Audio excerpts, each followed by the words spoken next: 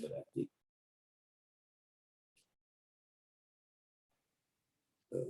ini kalau mau ada suara pijit ini.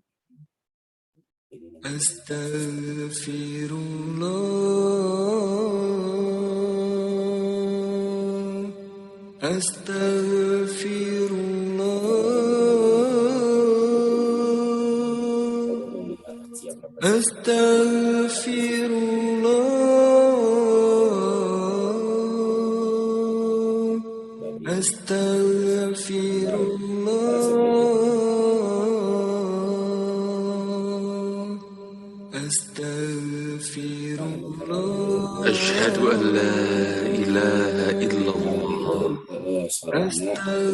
wa asyhadu anna Muhammadan Rasulullah. Astaghfirullah. Aku bersaksi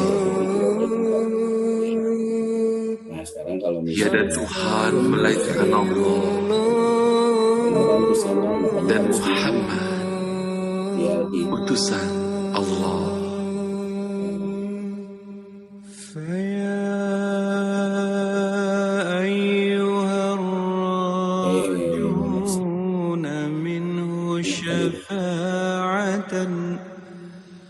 صلوا عليه وسلموا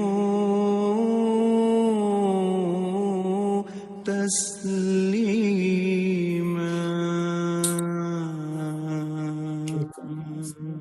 اللهم صل وسلم وبارك عليه وآله. Aku berlindung kepada Allah dari godaan syaitan yang terkutuk. Dengan nama Allah yang Maha Pengasih lagi Maha Penyayang. Hanya milik Allah Asmaul Husna.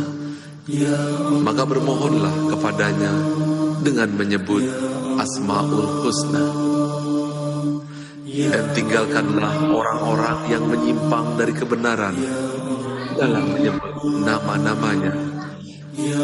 Nanti mereka akan mendapat balasan terhadap apa yang mereka kerjakan.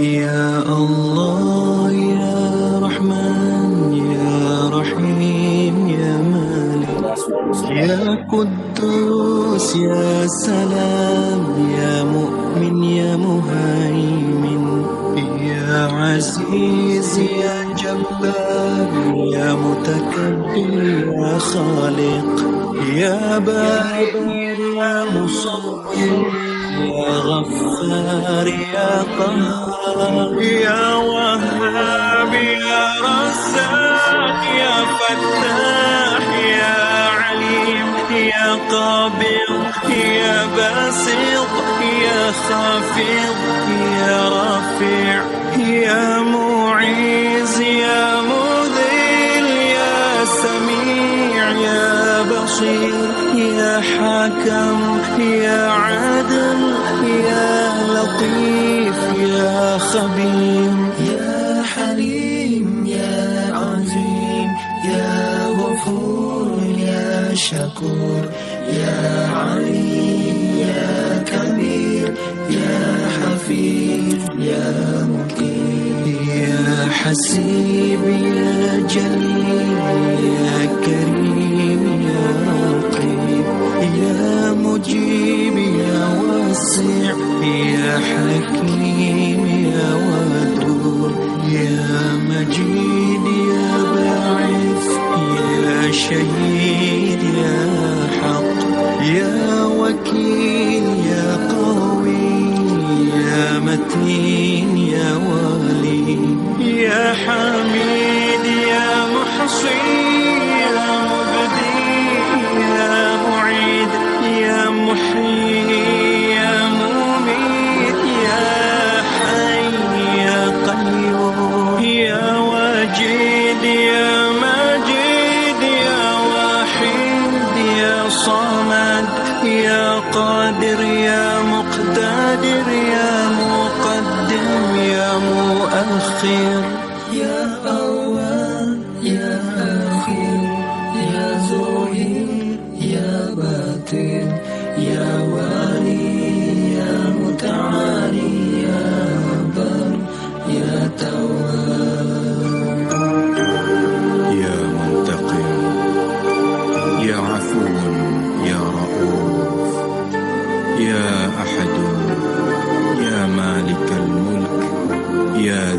الجلال والإكرام يا مقسم يا جامع يا غني يا مغني يا مانع يا ضار يا نافع يا نور يا هادي يا بديع يا باقي يا وارث يا رشيد يا صبور يا الله يا الله يا الله يا الله يا الله يا الله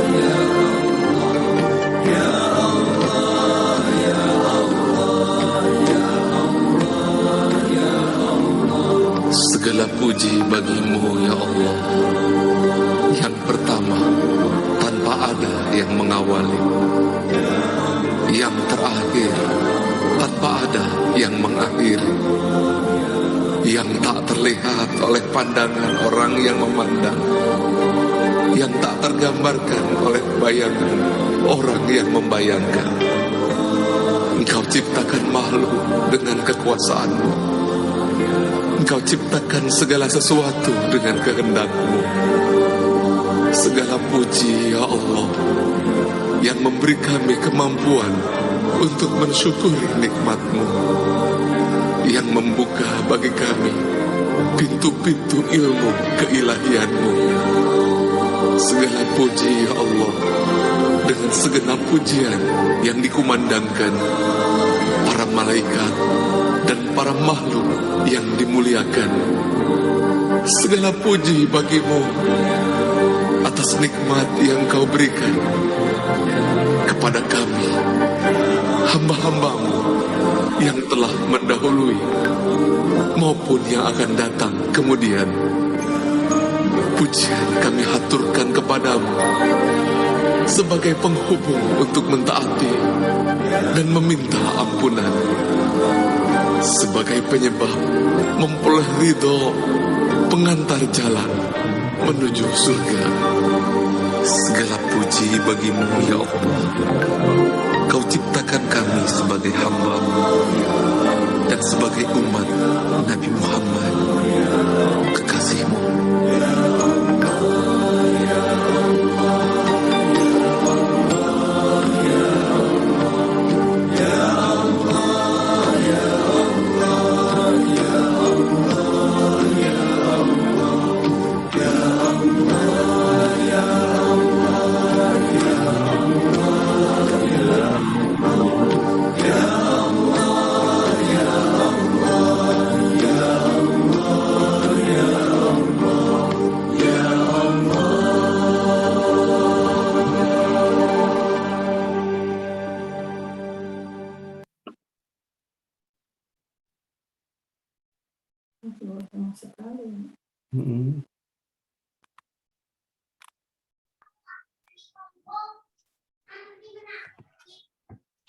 Bismillahirrahmanirrahim. Assalamualaikum warahmatullahi wabarakatuh. Waalaikumsalam warahmatullahi wabarakatuh. Alhamdulillahi rabbil alamin wa bihi nasta'inuhu ala umuri dunya wa din wa ala alihi wa sahbihi ajma'in. Rabbi sahli sadri wa yasiri amri wa hlul 'uqdatam min lisani yafqahu qawli. Pertama-tama marilah kita panjatkan puja serta puji syukur kita kepada Allah Subhanahu wa taala. Salawat beserta salam semoga tetap tercurah limpahkan kepada baginda alam, yakni habibana wa nabiyana Muhammad sallallahu alaihi wasallam. Pada para keluarganya, para sahabatnya dan para tabiin-tabiinnya, mudah-mudahan sampailah kepada kita selaku umatnya di akhir zaman. Amin ya Allah ya rabbal alamin. Yang terhormat Bapak Kepala Dinas Pendidikan Kota Bandung, Bapak Dr. Andes Haji Hikmat Ginanjar MSI, beserta jajarannya. Yang terhormat Bapak Kepala Kantor Kementerian Agama Kota Bandung, Bapak Dr. Andes Haji Teddy Ahmad Junaidi MSI, beserta jajarannya. Bapak Kiai Haji Dr. Isep Jenal A. Yang terhormat kepada Ustazah Ratna Suminar SPDI, dan para jamaah barokah yang dimuliakan oleh Allah Subhanahu wa taala. Amin ya Allah ya rabbal alamin. Ibu dan Bapak, alhamdulillah kita bertemu. masuk. di majelis barokah yang mudah-mudahan menjadi barokah kepada kita semua. Ibu dan Bapak, para jamaah barokah, hari demi hari, jam demi jam, banyak sekali saudara kita yang telah mendahului kita. Salah satunya, saya sudah mendapatkan kabar, yakni guru pimpinan Yayasan Sumber Bandung Mahmud, Majelis Zikir Sumber Bandung Mahmud, yakni Kiai Haji Dr. Andes A.A. Muhyi MM, yang meninggal pada hari Selasa pukul 19.45 di Kampung Makom Mahmud. Untuk itu, marilah kita sama-sama berdoa. Berdoa akan dipimpin oleh Bapak Ijang Maptu Sidik selaku ketua dari Majelis Barokah. Kepada Pak Ijang, dipersilahkan. Bismillahirrahmanirrahim. Assalamualaikum warahmatullahi wabarakatuh. Bapak Ibu, sejenak sebelum kita mengawali kegiatan Thalabul Ilmi ini, mari kita sama-sama berdoa, wabil khusus untuk almarhum Bapak Kiai Haji Dr. A.A. Muhyi MM. Beliau adalah Majelis Zikir Sumber Bandung Mahmud ya, yang luar biasa yang sering kita kenal dan juga kita mengikuti majelis-majelis zikirnya. Beliau telah mendahului kita, semuanya kaum muslimin muslimat, terutama dalam seminggu ini beberapa rekan kita, Bapak Ibu guru, banyak juga yang telah meninggalkan kita. Mari kita sama-sama mendoakannya. Allahumma sholli wa sallim wa barik amin ya Allah ya rabbal alamin. Alhamdulillahirabbil alamin, hamdan na'imin, hamdan syakirin, hamdan yuwafi ni'amahu wa yukafi mazidah. Ya Rabbana lakal hamdu kama yanbaghi li jalalihi wa karimi wa 'azim sultan. Rabbana zalamna anfusana wa illam taghfir lana wa tarhamna lanakunanna minal khasirin. Allahumma ighfir lahum warhamhum wa'afihim wa'afanhum wa aqim nuzulahum wa subhanahum kusan. Allahumma la tahrimna ajrahum wa la taftinna ba'dahum waghfir lana wa lahum.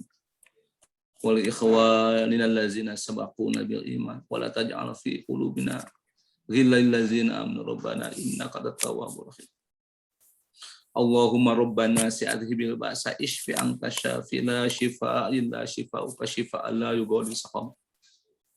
Allahumma ajirna fi musibatana wa akhlif lana khairan minha. Allahumma inna nas'aluka salamatan fid din wa afiyatan fil jasad wa ziyadatan fil ilmi wa barakatan fil rizqi wa taubatan qabla al maut wa rahmatan indal maut wa maghfiratan ba'dal maut. Allahumma hawwin alaina fi sakaratil maut wa najatan minan nar wal afwa inal hisab. Allahumma inna nas'aluka min husnil khatimah wa na'udzubika min su'il khatimah. Rabbana atina min ladunka rahmatan wa hayyi lana min amrina rasyada. Rabbana atina fid dunya hasanah wa fil akhirati hasanatan wa qina azabannar. Ya aziz ya ghaffar ya rabbal alamin. Subhana rabbika rabbil izzati amma yasifun. Wassalamun ala mursalin walhamdulillahi rabbil alamin. Al-Fatihah.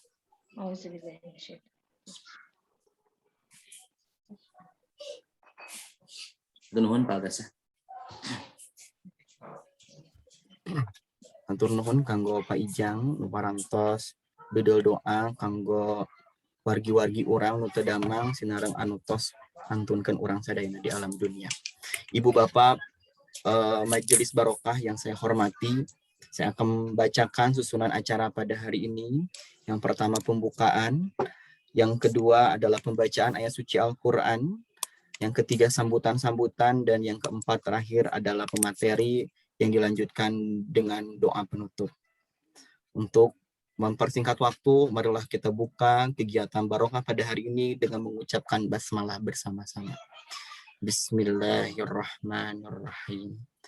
Acara selanjutnya ialah pembacaan ayat suci Al-Quran yang akan dilantunkan oleh Ustazah Ratna Suminar SPDI. Beliau adalah qori'ah terbaik kedua tingkat Provinsi Jawa Barat tahun 2020 dan beliau salah seorang penyuluh agama Kementerian Agama Kota Bandung. Kepada yang terhormat Ustazah Ratna Suminar SPDI, disilahkan. Hatur nuhun Bapak. Assalamualaikum warahmatullahi wabarakatuh.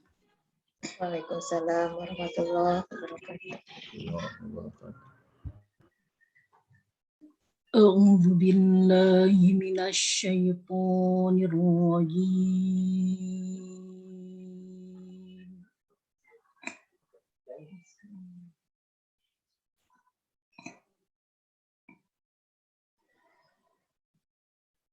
بسم الله الرحمن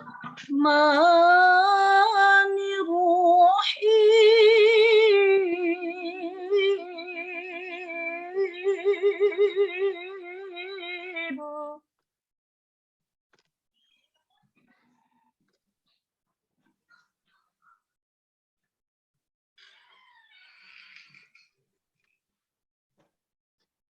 يا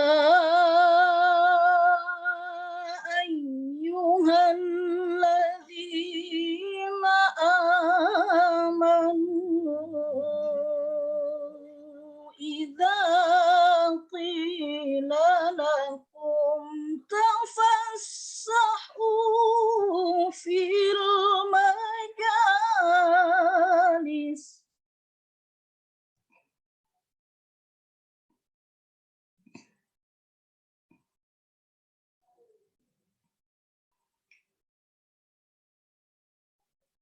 إذا قيل لكم تفسحوا في المجالس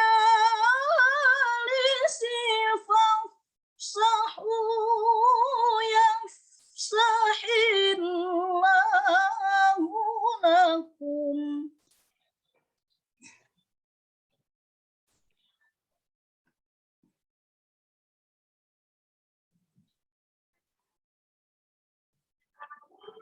وإذا قيل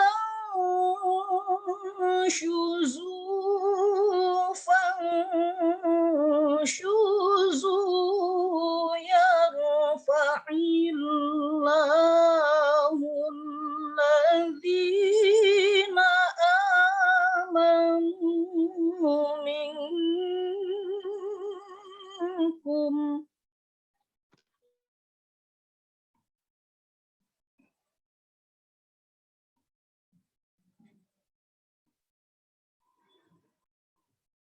يرفع الله الذين آمنوا منكم والذين أوتوا العلم درجات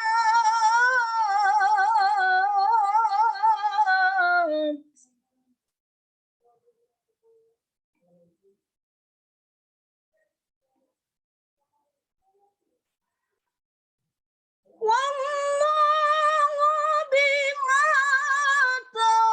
تعملون خبير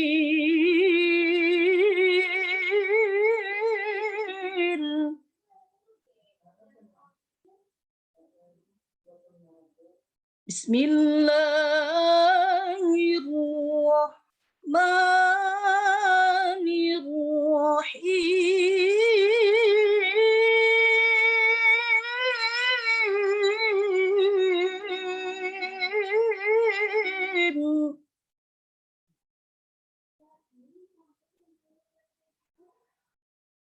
وإذ تأذن ربكم لئن شكرتم لأزيدنكم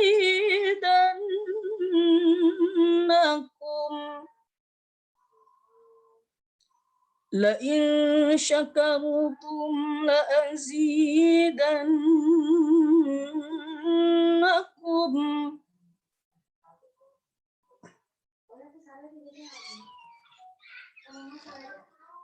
ولئن كفرتم إن عذابي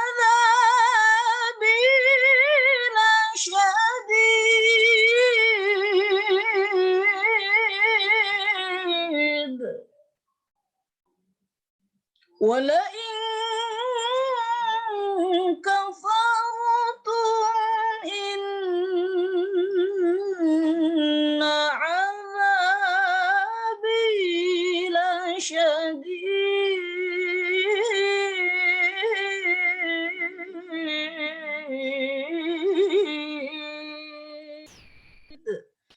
Sadaqallahul azim.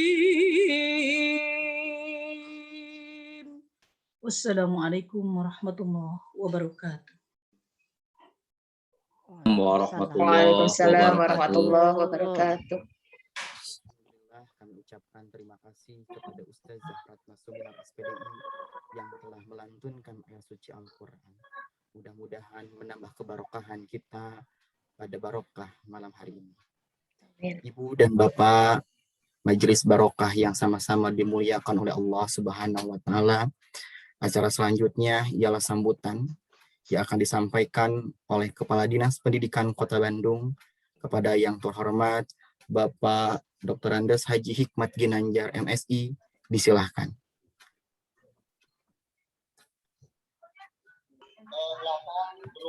Terima kasih. Bismillahirrahmanirrahim. Assalamualaikum warahmatullahi wabarakatuh. Waalaikumsalam warahmatullahi wabarakatuh. Alhamdulillahirabbil alamin. Alhamdulillah wa syukurillah wa ni'matillah. La haula wala quwata illa billah. Asyhadu alla ilaha illallah wa la syarikalah wa asyhadu anna Muhammadan abduhu wa rasulullah nabiyya ba'da. Yang saya hormati Ketua Majelis dan pimpinan Majelis Barokah beserta seluruh anggota jemaah yang saya cintai, yang saya banggakan. Yang saya hormati para Kepala Kementerian Agama Kota Bandung, Pak Kamenag, beserta seluruh jajaran. Yang saya hormati para pejabat struktural, para pejabat fungsional di lingkungan Dinas Pendidikan Kota Bandung, wabil khusus pemateri Bapak Dr. Kiai Haji Isep Denal, serta segenap undangan yang berbahagia. Pertama-tama tentu saja bersyukur kepada Allah Subhanahu wa Ta'ala, Tuhan yang Maha Esa, atas segala curahan nikmat dan karunia-Nya. Pada malam ini kita masih diberikan kesempatan untuk dapat bersilaturahmi dalam kegiatan Majelis Barokah. Izin, seminggu yang lalu saya tidak dapat mengikuti kegiatan ini dikarenakan telah berpulangnya ibunda tercinta, rahmatullah, dan mudah-mudahan mohon doanya dari semuanya dan sudah doakan atas laporan dari rekan-rekan pada seminggu yang lalu. Mudah-mudahan almarhum menjadi ahli surga. Amin ya rabbal alamin. Amin ya Allah. Yang kedua tentu saja kegiatan ini sangat bermanfaat dan arti yang sangat strategis bagi kita sekalian. Di satu sisi kita pandemi COVID-19 belum selesai juga, tetapi kita bagaimana menguatkan keimanan, ketakwaan kita kepada Allah Subhanahu wa Ta'ala, sehat secara jasmani, sehat secara rohani. Tentu saja perlu kita kelola jiwa dan raga kita ini agar di dalam menghadapi episode pandemi saat ini kita senantiasa dilindungi oleh Allah Subhanahu wa Ta'ala dan kondisi kita menjadi kondisi yang prima sehingga kita semua tetap bisa berkreasi, berkarya, karena kemuliaan seseorang itu ada dalam karyanya dan karya itulah karya-karya positif kita semua, sesuai dengan profesi kita semua, bahwa kita harus mampu meningkatkan kualitas sumber daya diri masing-masing sehingga menjadi pribadi yang memiliki arti dan makna yang sangat penting dan bermanfaat bagi manusia lainnya dan lingkungannya.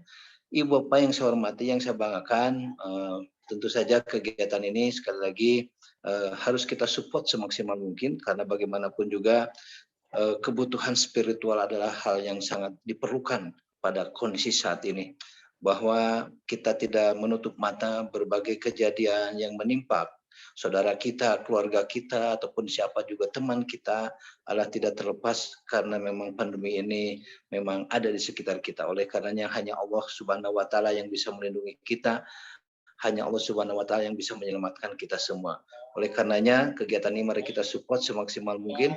Mudah-mudahan peserta hadir yang pada kesempatan ini senantiasa dipanjangkan umurnya oleh Allah Subhanahu wa Ta'ala. Terima kasih, selamat mengikuti kegiatan. Mudah-mudahan kita senantiasa diberkati oleh Allah Subhanahu wa Ta'ala. Terima kasih, billahi taufiq wal hidayah. Wassalamualaikum warahmatullahi wabarakatuh. Waalaikumsalam warahmatullahi wabarakatuh.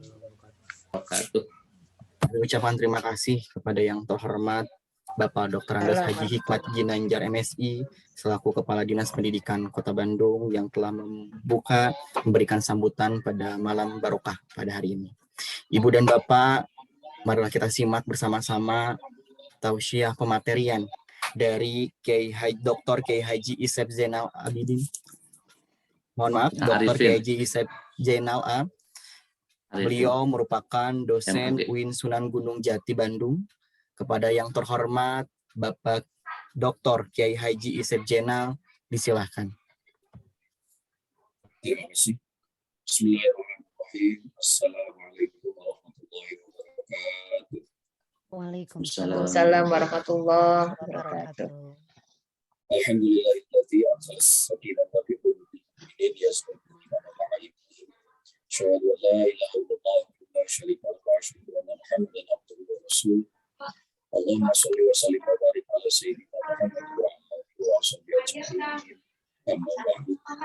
Faqala Allah ta'ala fi kitabil karim a'udzu billahi minasyaitonir rajim. Bismillahirrahmanirrahim. Wa la nabluwannakum bi syai'in minal khawfi wal ju'i wa naqsin minal amwali wal anfusi wath thamarat wa basyshiril sabirin. Alladzina idza asabatuhum musibah qalu inna lillahi wa inna ilaihi raji'un. Al-ayat surah Al-Baqarah ala hakikatin. Hanya kepada Allah kita pantas panjatkan puji serta syukur dan yang tidak tertawanan untuk mengurus makhluk yang dibanggakannya, yaitu kita semua. Meskipun belum semua manusia merasa bangga bertuhankan Allah, dan kebanyakan manusia baru butuh kepada Allah setelah mereka ditimpa berbagai musibah. Semoga kita bukan termasuk makhluk yang seperti itu. Salawat salam semoga tetap tercurah kepada manusia yang pasti akan kita butuhkan kalau nanti di yaumul kiamah, syafaat dan pertolongannya. Meskipun kita tidak banyak mengenal dan mencintai manusia yang satu ini, tapi pastilah di suatu waktu kelak nanti kita akan mencari-cari manusia yang satu ini. Siapakah itu? Habibana wa nabiyana Muhammad sallallahu alaihi wasallam. Yang saya hormati Ayahanda Guru terkasih Bapak Kepala Dinas Pendidikan Kota Bandung, yang saya hormati dan yang saya banggakan Bapak Kepala Kemenak Kota Bandung, Ketua Majelis Barokah, dan seluruh yang tidak bisa saya sebut satu-satu yang alhamdulillah hadir dari sana sini secara virtual. Alhamdulillah pada kajian saat ini kita akan membedah satu topik yang sangat dipentingkan, yaitu menjaga kesehatan spiritual di masa pandemi. Sebenarnya standar sehat secara internasional itu meliputi 4 dimensi, yaitu sehat secara bio, psiko, sosio, spiritual. Dan ini harus dijaga secara seimbang, artinya sehat secara biologis, sehat secara fisik, sehat secara psikis, sehat secara lingkungan sosial, dan yang kita angkat topiknya adalah sehat secara spiritual. Kiai, mohon maaf suaranya kurang jelas, bisa didekatkan mic-nya. Siap. Baik. Ya, jadi sudah jelas? Sudah, Kiai, mangga. Oke.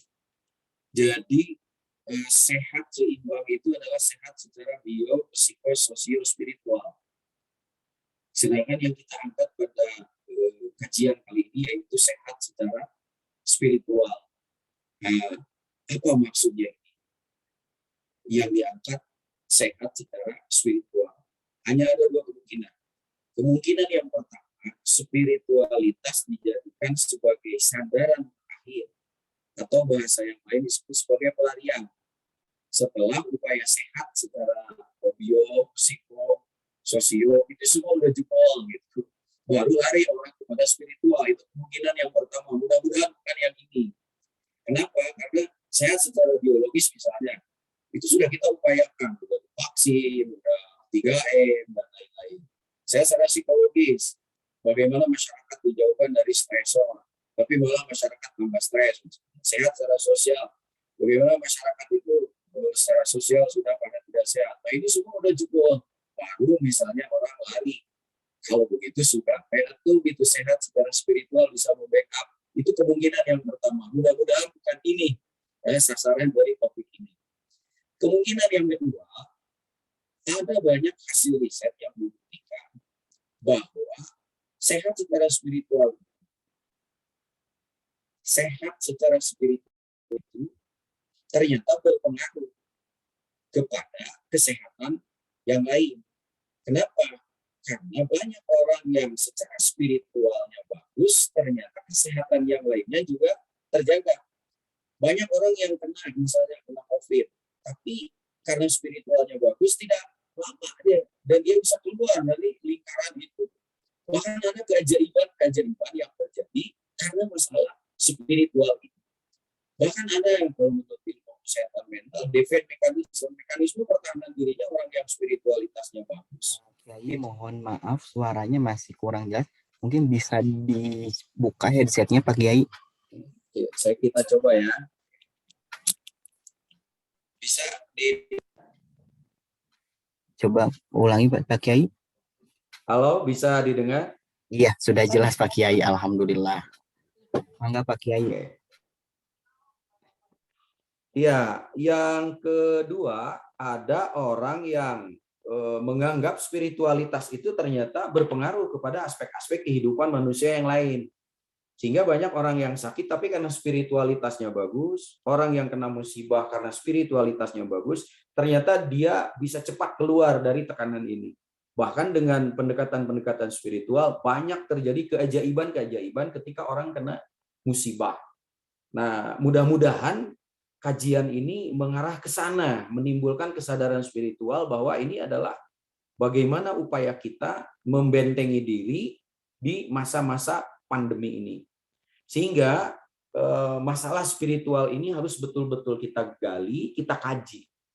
Misalnya, apa sih sebetulnya yang dimaksud dengan spiritual? Apa yang dimaksud dengan sehat secara spiritual? Dari mana sumbernya yang benar? Kemudian bagaimana caranya menggunakan kekuatan spiritual agar kita bisa keluar dari segala tekanan pada masa pandemi ini. Saya kira mudah-mudahan kajian kita ada di sekitar itu. Nah, karena kita terbatas waktu, mari kita lihat apa sesungguhnya yang disebut dengan spiritual itu. Spiritual kalau secara bahasa itu dari kata spirit dan ritual. Ini yang harus diingat. Spirit dan ritual. Karena kalau spirit saja itu kebatinan namanya. Kalau misalnya ritual saja itu hanya ilmu fikih. Spiritual itu dua-duanya. Jadi ada syariatnya, ada hakikatnya. Itu yang dimaksud dengan spiritual. Nah, kata spirit sendiri yang pertama artinya bisa ruh. Yang kedua bisa jiwa. Yang ketiga bisa semangat. Yang keempat bisa kekuatan dari dalam diri, yaitu kekuatan ruh. Yang berikutnya spiritual terkait dengan cantolan kepada ilahi.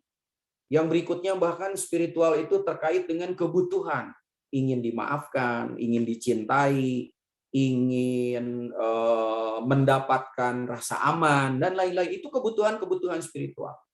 Bahkan kata spiritual itu bisa berarti sesuatu yang gaib, yang sumbernya ada pada diri manusia dan tercantol langsung kepada ilahi. Nah, itu yang disebut dengan spiritual yang benar. Meskipun manusia menganggap bahwa ilahi itu ada di luar manusia. Nah, karena itu ada yang berpendapat, bagaimana jika ada orang menyebut spiritualitas tercantol dengan yang di luar manusia, tetapi bukan kepada Allah.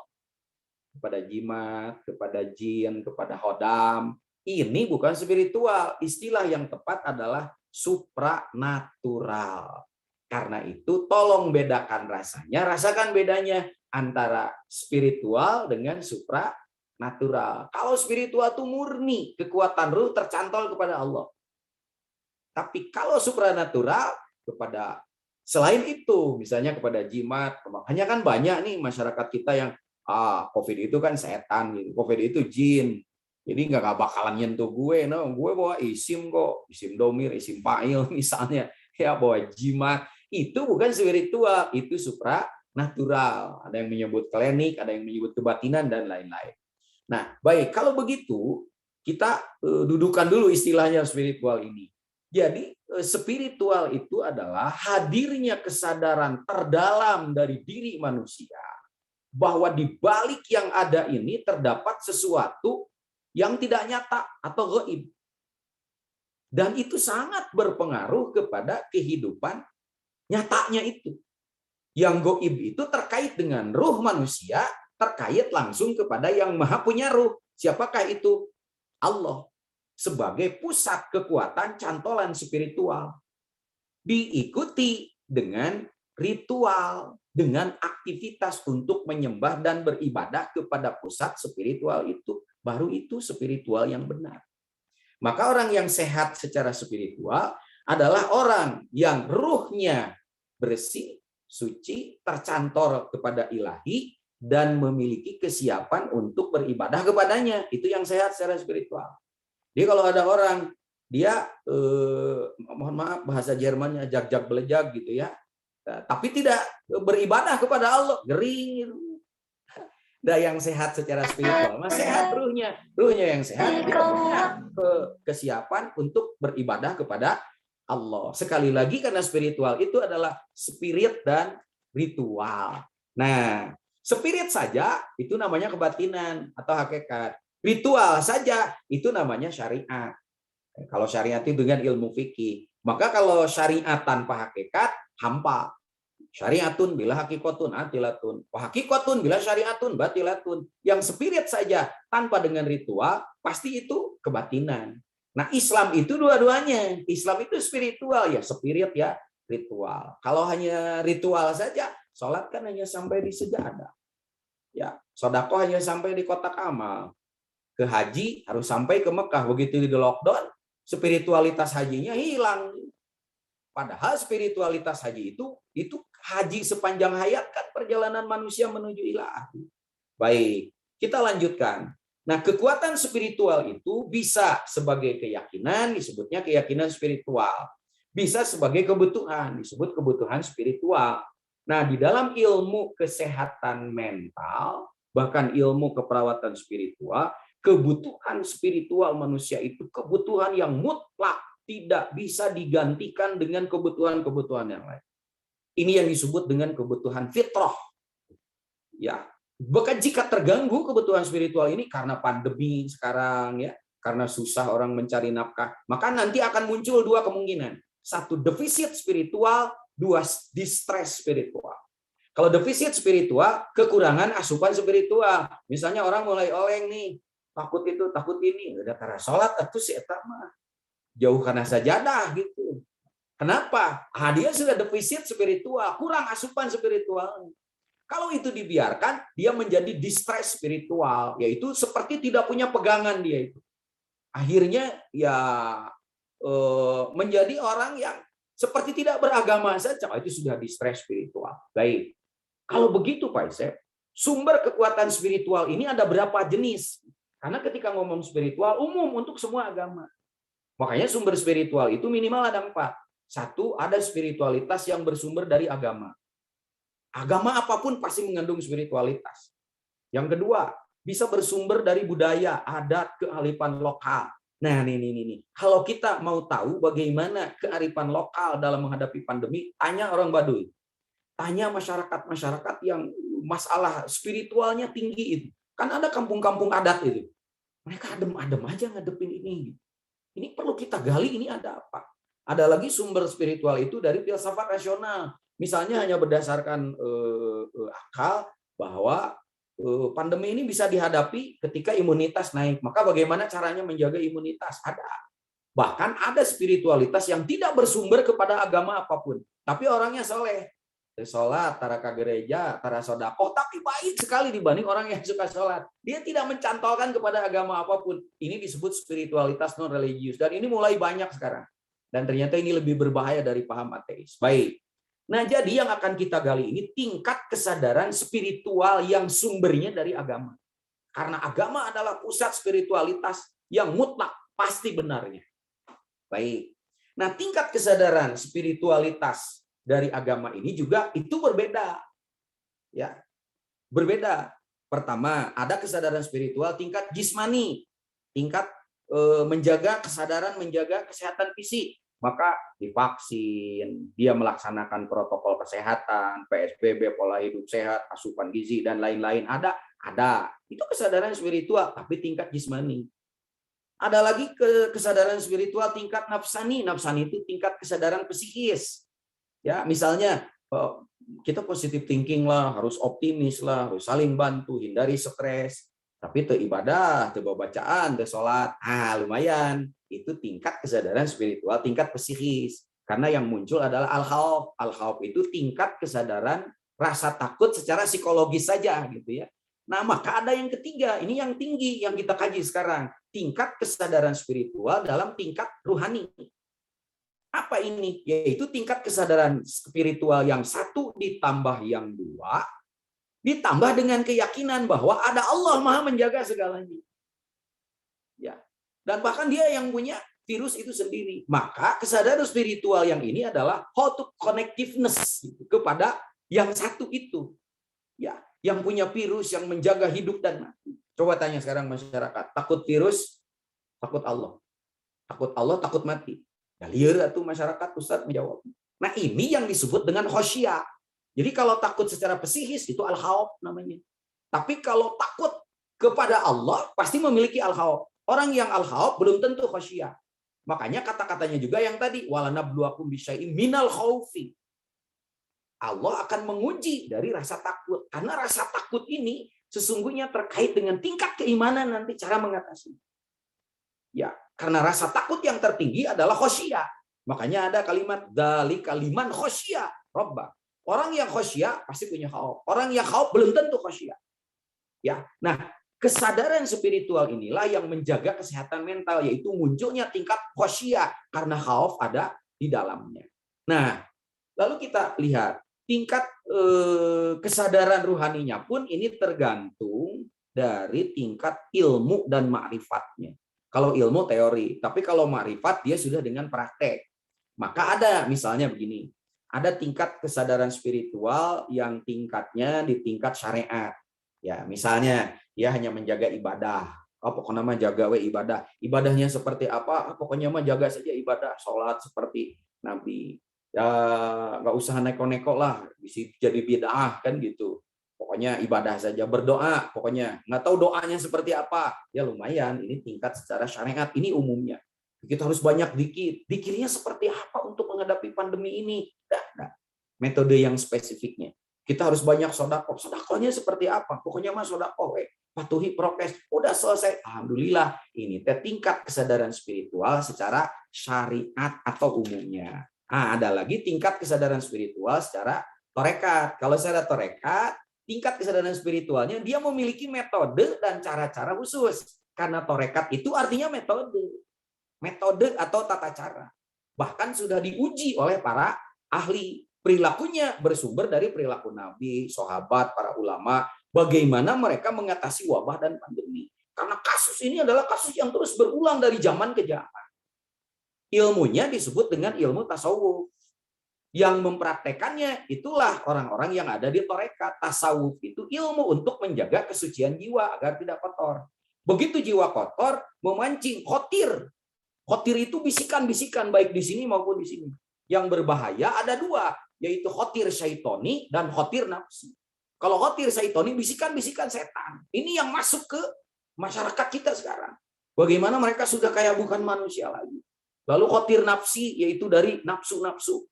Yang pokoknya pemerintah sudah bagaimanapun usahanya, mereka seenaknya aja. Nah itu khotir-khotir yang muncul di sini. Bahwa ini tidak ada, virus ini tidak ada. Pokoknya percaya sajalah sampai ada orang yang seperti ini. Dia dapat bisikan-bisikan. Bisikan ini yang berbahaya. Ini tidak akan bisa dibersihkan. Dengan ilmu fikih tidak bisa. Dengan ilmu akhlak tidak bisa. Kecuali menggunakan metode tasawuf yang dilaksanakan di torekat. Nah, di torekat-torekat inilah banyak metode-metode yang spesifik, bahkan metodenya telah teruji terkait dengan bagaimana kasus menghadapi wabah. Ada itu, ini yang tidak digali gitu oleh para ulama. Ya, misalnya kasus zaman Syekh Abdul Qadir Jailani.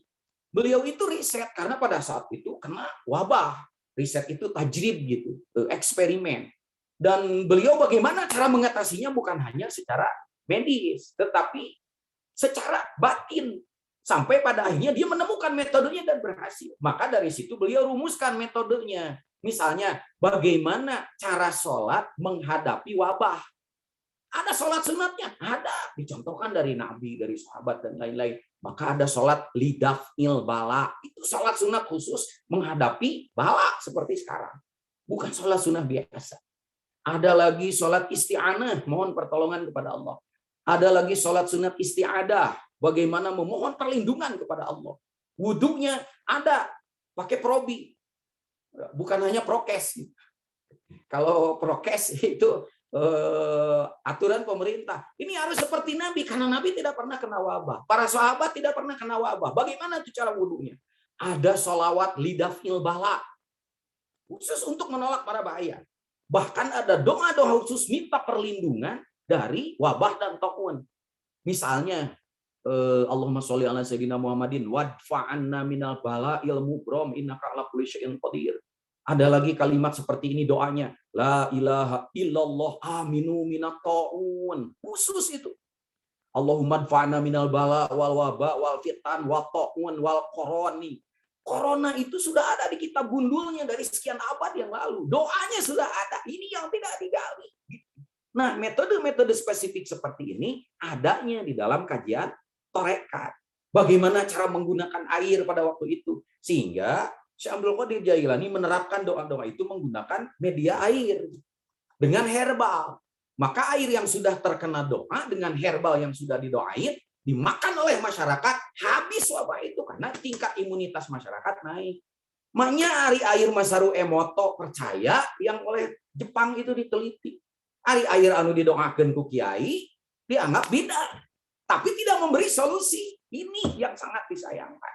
Ya, nah karena itu maka meskipun ada yang berkomentar seperti ini, Pak Isep itu kan resep kuno. Sekarang kan virusnya sudah bermutasi. Punten. Bagi para ahli sufi dan ulama-ulama yang menyucikan diri, bukan soal ramuan dan obat itu mah media.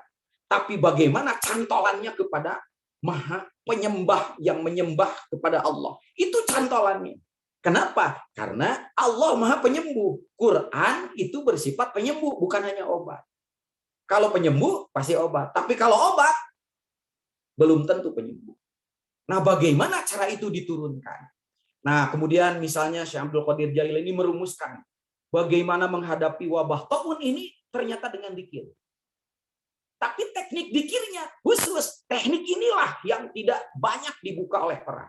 Dan itu sudah teruji. Bagaimana Syekh Abdul Qadir Jailani bisa seperti itu? Jawabannya karena ada hadis qudsi yang menyatakan begini, la ilaha illallah kalimati wa hisni wa man dakhala hisni aminan min adzabi. La ilaha illallah itu kata Allah kalimahku dan bentengku. Barang siapa yang memasuki bentengku yaitu la ilaha illallah, maka dia aman dari azab. Jika saja corona ini adalah azab dari Allah, mau pakai apa? Mau pakai APD, tembus juga. Mau pakai apapun, tembus juga. Maka tinggal satu bentengnya, yaitu masuk kepada benteng Allah. Apakah itu? La ilaha illallah hisni. La ilaha illallah itu kalimatku. Bentengku. Barang siapa yang memasuki bentengku, amanlah dia. Hanya persoalannya bagaimana SOP-nya, bagaimana tata caranya, supaya dzikir itu betul-betul menjadi benteng dari berbagai gangguan virus ini. Itulah dzikir yang harus bersanad, berijazah. Dzikirnya apa Pak Isep? Afdhalul dzikri fa'lam annahu la ilaha illallah. Itu tidak ada kalimat dzikir yang paling tinggi daripada itu. Hanya bagaimana kalimat la ilaha illallah ini diinstalkan ke dalam diri kita, diinstalkan itu diijazahkan. Orang-orang torekat misalnya menyebut ditalkinkan, ditawajuhkan. Beda Pak, kalau ada doa yang diijazahkan dengan yang tidak. Kayak sekarang lagi rame ya, misalnya ada tahfidz. Ada yang mengajarkan metode tahfidz, dia berijazah. Ternyata beda itu masuknya dengan yang tidak berijazah.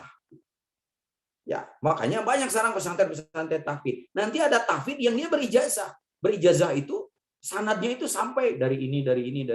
Nah, la ilaha illallah dan doa-doa juga kalau tidak berijazah itu tidak bahasa sunahnya mah tidak mati begitu. Ya, makanya mudah-mudahan di ujung ceramah ini kita sama-sama saya ijazahkan dzikirnya supaya menjadi benteng dan doa supaya kita semua bisa mengamalkannya. Karena virus ini goib, nggak bisa dicerna hanya dengan akal dan alat. Ada sesuatu di balik itu semua. Nah, makanya ini yang harus kita tafakuri bersama. Maka misalnya begini, saya akan sangat berterima kasih kepada ini kajian Kemenag ini. Kemenag itu kalau mau serius menggali kekuatan spiritual yang telah mengguncangkan dunia, mengguncangkan Indonesia yang tidak mungkin jadi mungkin, undang ahli-ahli yang mengetahui tentang bagaimana mengurus jiwa, mengurus nyawa manusia. Siapakah itu? Ahli-ahli Thorikoh ini. Kalau mau serius, mau Zoom kek, mau meetingnya seperti ini, mau mereka diundang secara khusus, di kita itu banyak pak ahlinya. Dan itu bisa kita pertanggungjawabkan secara akademik. Ada misalnya Thorikoh Qadiriyah, ada Thorikoh Naqsabandiyah, ada Thorikoh Tijaniyah, ada Thorikoh Alawiyah, ada Halwatiyah, ada Isbatul Yakin. Banyak. Dan itu ahli-ahli yang tahu tentang bagaimana spiritualitas ini dalam menghadapi pandemi ini. Undang mereka kalau mau serius. Mereka bisa mengguncangkan dunia, masa tidak bisa mengguncang virus? Undang mereka kalau mau serius, tanya kepada mereka. Jangan hanya kiai-kiai yang hanya berceramah, yang tidak jelas metodologinya menghadapi yang tadi itu, menghadapi virus, menghadapi guncangan seperti ini. Saya kira ini saran. Ya, jadi mulai sekarang maka coba perdalam bagaimana kedahsyatan dzikir dalam menghadapi pandemi ini. Kenapa? Pandemi ini sudah mengotorkan jiwa manusia. Mau dengan apa kita membersihkannya? Hanya ada satu hadis. Likulli syai'in siqalah wa siqalatul qalbi adzikri. Segala sesuatu ada alat pembersihnya. Yang membersihkan kekotoran jiwa dari berbagai stresor karena pandemi ini hanya zikir. Sudah dua. Tadi disebut zikir sebagai benteng dari Allah. Barang siapa yang ingin aman dari azab Allah, masuk ke dalam bentengnya. Yang kedua, jiwa kita sudah kotor dengan berbagai stresor. Hanya zikir yang bisa membersihkan itu. Bahkan ketika orang sudah diijazahkan zikirnya, ini yang harus diyakini. Mohon maaf, kalau misalnya Allah mengundang untuk pulang saudara-saudara kita, seperti yang Pak Kepala Dinas tadi sebut. Ada keluarga kita, ada saudara-saudara kita diundang untuk pulang. Yang menjadi sababiahnya adalah wabah ini hanya satu. Bagaimana mereka husnul khotimah. Dan itu tidak akan bisa kecuali satu. Man qala akhiru kalamihi la ilaha illallah dakhala jannah. Bagaimana mengakhiri hidup yang ujungnya la ilaha illallah. Karena nyawa ini tidak mudah untuk keluar dari tubuh. Nah, nyawa ini keluar dari tubuh itu butuh kendaraan. Kendaraannya adalah la ilaha illallah. Maka mulai sekarang serius untuk mempelajari la ilaha illallah itu, karena hanya itu benteng terakhir. Begitu itu sudah diinstalkan ke dalam diri kita, sudah diijazahkan ke dalam diri kita, dipakai dengan cara yang benar, rasakan nanti ketenangan batinnya akan berbeda. Begitu ketenangan batinnya tercapai, maka kesehatan spiritualnya akan terjamin. Dari kesehatan spiritual ini nanti akan berkembang, membackup sehat secara bio, psiko, sosio, kultural. Baru spiritualitasnya akan terbentuk. Nah, kalau ini dibiarkan, maka setan akan mengacak-acak batin kita, akan mengacak-acak alam pikiran kita. Rasulullah, pesan terakhir, Rasulullah pernah bertanya kepada setan, "Hei setan, kamu menghancurkan umatku dengan apa?" Kata setan, "Ahlikun nas bidun." Aku menghancurkan manusia, mereka supaya tergelincir kepada dosa. Lihat sekarang kondisinya. Lalu Rasulullah bertanya, kalau begitu apa yang bisa menghancurkan kamu? Jawabannya satu. Wa ahlikuni bidzikri, dan aku bisa dihancurkan oleh manusia dengan zikir. Setan saja bisa dihancurkan, apalagi virus. Gitu, ibu-ibu, bapak-bapak semua yang Allah muliakan, maka di ujung ceramah ini saya ijazahkan zikir ini kepada semua yang hadir, agar bagaimana zikir ini bisa digunakan sebagai benteng. Pertama caranya adalah dengan suara yang keras, dalam keadaan suci, dan tujukan kepada titik-titik pusat rohani. Titik pusat rohani ada di dada dan ada di kepala kita. Di kepala kita ada dua, nih di sini. Ini titik nafsu-nafsu yang membuat kita kacau. Di tengah-tengah ini sama di atas ubun-ubun yang meliputi seluruh kulit kita. Di dalam dada ada 5 titik yang ada di bawah. Mohon maaf, susu sebelah kiri, pas tepat di jantung. Itu lubang spiritual kita yang menuju kepada ruhani. Kemudian di sebelah kanan di bawah, kemudian di atas dada sebelah kiri, dan di tengah-tengah dada yang sebelah kanan, termasuk di tengah-tengah, tepat di tengah-tengah dada. Itulah pusat-pusat titik spiritual. Disitulah setan kadang-kadang bersarang. Ini hanya bisa dibersihkan dengan zikir. Zikir apa? Zikir yang keras. Nah, makin keras zikirnya, makin rontok nanti penyakit-penyakit spiritualnya. Kalau misalnya zikirnya tidak keras, maka pakai zikir yang khafi, yang tersembunyi. Tujukan kepada titik-titik yang tadi. Rasakan kalimatnya. Kalimat apa? Kalimat zikir. Karena zikirlah benteng terakhir untuk menjaga kesehatan mental kita. Saya kira itu pesan terakhir. Mari sama-sama untuk berdoa. Ikuti. Saya ijazahkan sekaligus zikir ini, agar zikir ini bisa digunakan sebagai benteng untuk menjaga kesehatan spiritual kita, yang mudah-mudahan bisa melindungi kesehatan fisik, kesehatan sosial, kesehatan psikis, dan keluarga kita, karena betul-betul menjadi benteng dari Allah Subhanahu wa Ta'ala. Mari sama-sama diikuti. A'udzubillahi minasyaitonirrajim. A'udzubillahi minasyaitonirrajim. Bismillahirrahmanirrahim. Bismillahirrahmanirrahim. Usikum Ibadallah wa iyaya bitaqwallah Bismillahirrahmanirrahim. Bismillahirrahmanirrahim. Allahumma ftahli bifutuhil arifin. Bismillahirrahmanirrahim. Bismillahirrahmanirrahim. Alhamdulillahi wassalatu wassalamu alal habibil aliyil abimi Sayyidina Muhammadin al-hadi ila siratil mustaqim. Astagfirullahaladzim.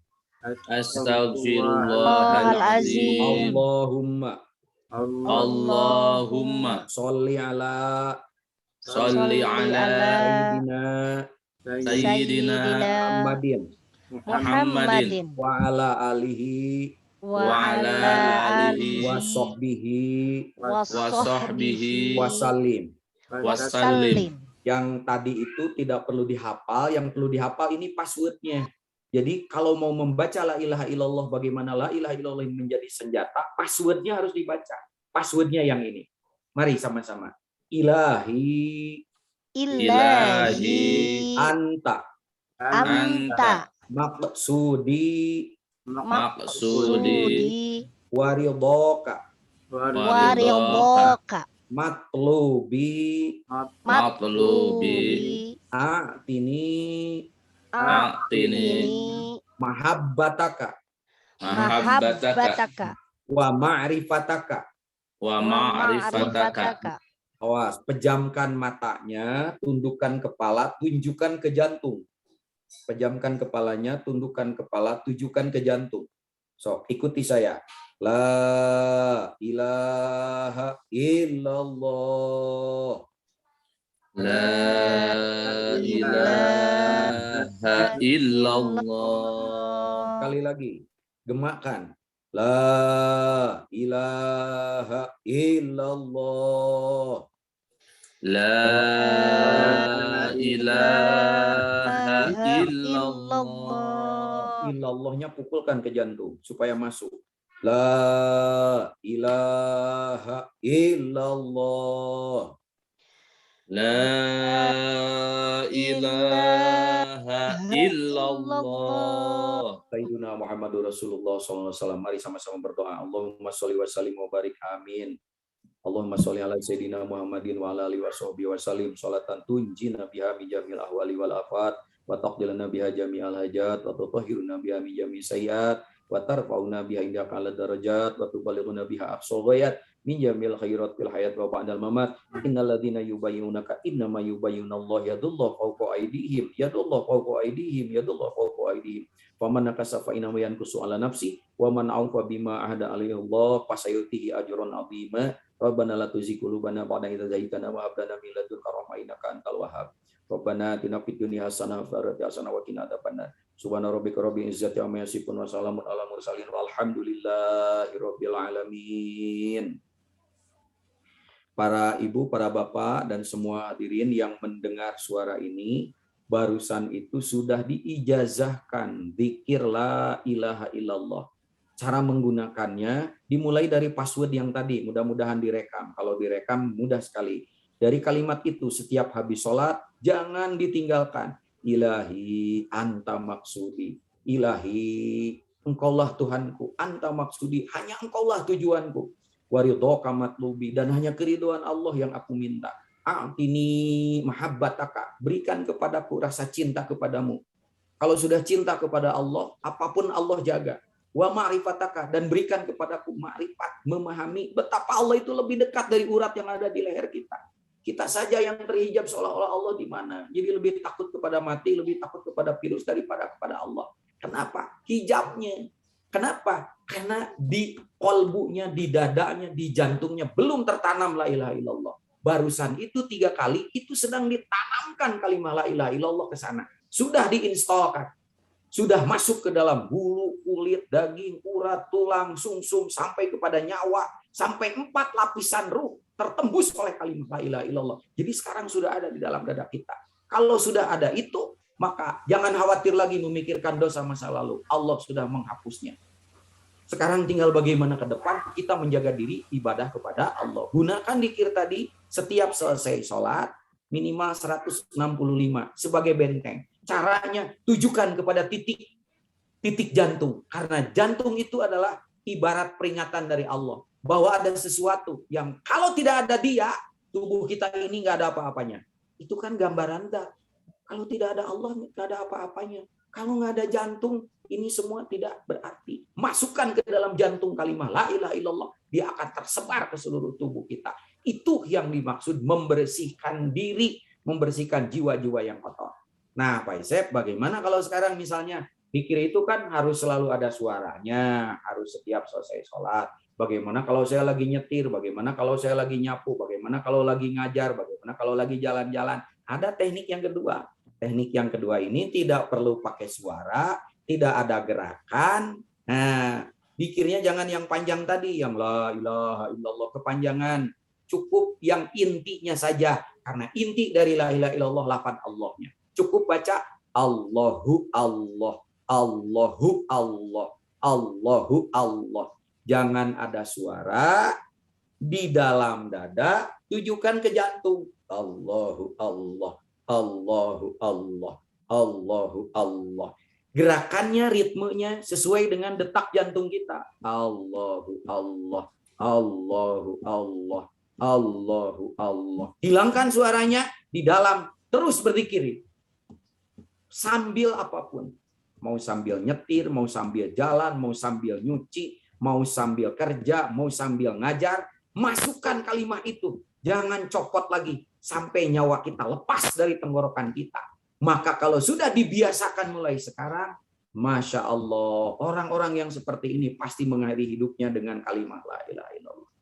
Man qala akhiru kalamihi la ilaha illallah dakhala jannah. Barang siapa yang akhir hayatnya mengucapkan la ilaha illallah, pasti dia masuk surga. Tidak akan bisa kecuali dibiasakan. Ke dalam membiasakan rohani kita untuk senantiasa secara spiritual tercantol kepada Allah. Keluar, dzikir ini adalah sebagai benteng dari berbagai hal yang membahayakan kita. Allah yang akan menjaga kita. Saya kira itu kajian kita pada malam ini. Kesehatan spiritual akan terjaga jika spiritnya, ruhnya diikuti dengan ritualnya terkait selalu kepada Allah. Pasrahkan hidup kita kepada Allah, Allah yang akan menjaga kita. Saya kira itu pesan spiritualnya pada malam ini. Terima kasih. Assalamualaikum warahmatullahi wabarakatuh. Waalaikumsalam warahmatullahi wabarakatuh. Pak Kiai, kita akan membuka sesi tanya jawab. Oh, ada tanya jawabnya, boleh. Ya. Nah, ini sudah ada yang bertanya Pak Kiai di kolom chat. Saya coba bacakan Pak Kiai. Iya, boleh.